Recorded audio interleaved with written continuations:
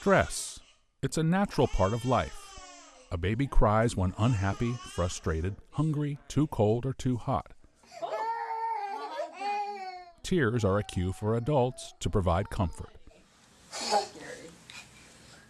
But while stress is a natural part of life, too much for too long can have devastating consequences for developing brains.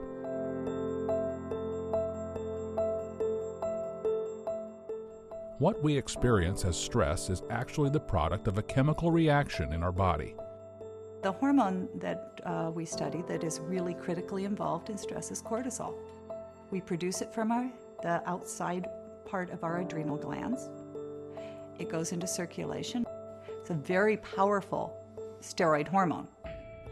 Researchers have identified a spectrum of stress reactions that range from the positive stress of everyday life to traumatizing toxic stress that can negatively impact brain architecture. Positive stress is a necessary human function and helpful for brain development. These are situations that may activate the biology of stress, but it's activated for a brief amount of time. And part of what the brain is learning, what the child is learning, is I can do things to turn that off, or I can work with adults to make that go away. And I can gain confidence that, I can be scared and I can still function. And that's positive stress. Tolerable stress is a reaction to severe but isolated circumstances. Tolerable stress are dangerous things. Being in a car accident, being very ill, losing a parent, which is very devastating and threatening to young children. But there are other people around to be able to help the child turn off that biology of stress so that it doesn't stay running too long.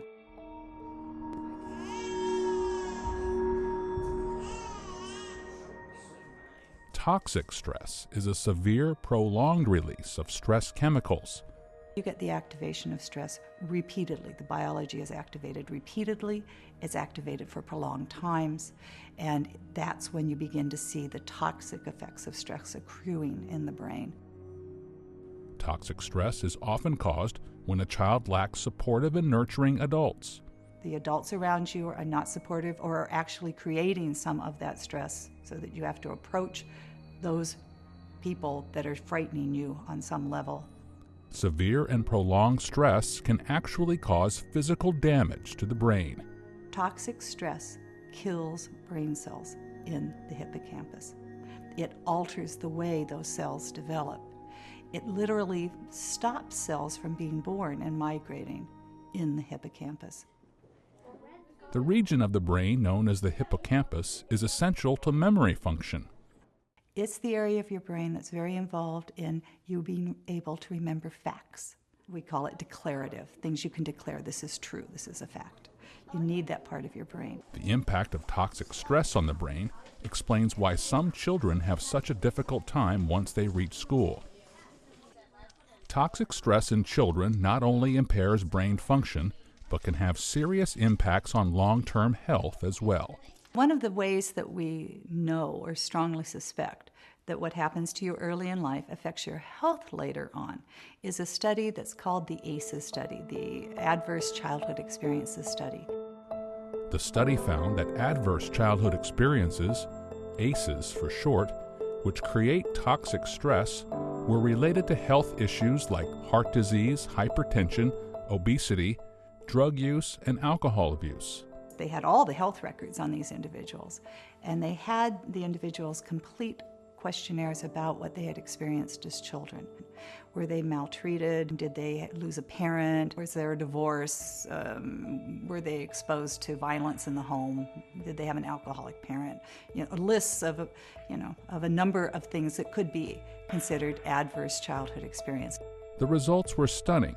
When adults had between 5 or 6 adverse childhood experiences, they were twice as likely to have cardiovascular disease, abuse drugs or alcohol, or take some form of medication.